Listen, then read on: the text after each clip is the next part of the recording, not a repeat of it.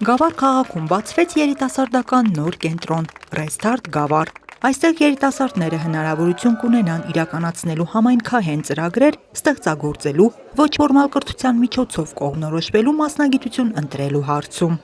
Երիտասարդները հնարավորություն կունենան ինքնազարգանալու, ինքնակրթվելու եւ ինքնիրացվելու հենց Գավառ համայնքում։ Այսպիսով մենք ցանկանում ենք երիտասարդների դերը բարձրացնել Գավառ համայնքում եւ իրենց զարգացմանը նպաստելու ծրագրեր իրականացնենք, որով կունենանք ակտիվ երիտասարդական քաղաք։ Մարզերում շատ կարևոր է այսպիսի երիտասարդական կազմակերպությունների առկայությունը, քանի որ դա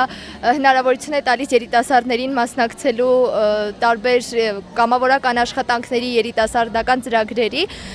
եւ Restart-ը եւս մեկ հնարավորություն է տալիս հենց մեզ Գավառի երիտասարդներից մասնակցելու այդպիսի աշխատանքների, դառնալու ավելի լավը։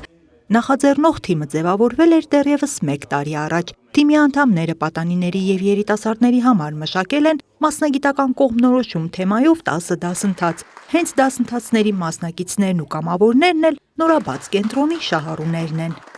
Ես մասնակցել եմ Restart-ի տարբեր ծրագրերի ու դա ինձ հնարավորություն է տվել զարգացնել իմ բոլոր գիտելիքները, ինքնաարտահայտման լավագույն միջոցն է եղել ու նաև ես ինձ փորձել եմ տարբեր ոլորտներում ու դա ինձ օգնեց, որ ես հետագայում կողմնորոշվեմ իմ մասնագիտության հարցում։ Մասնակցել եմ Restart-ի կողմից նախաձեռնված շուրջ 3 ծրագրերին։ Restart-ը պատրաստ է իր տանիքի տակ առնել հմտությունների, ընկերների, գիտելիքների կարիք ունեցող ակտիվ երիտասարդներին։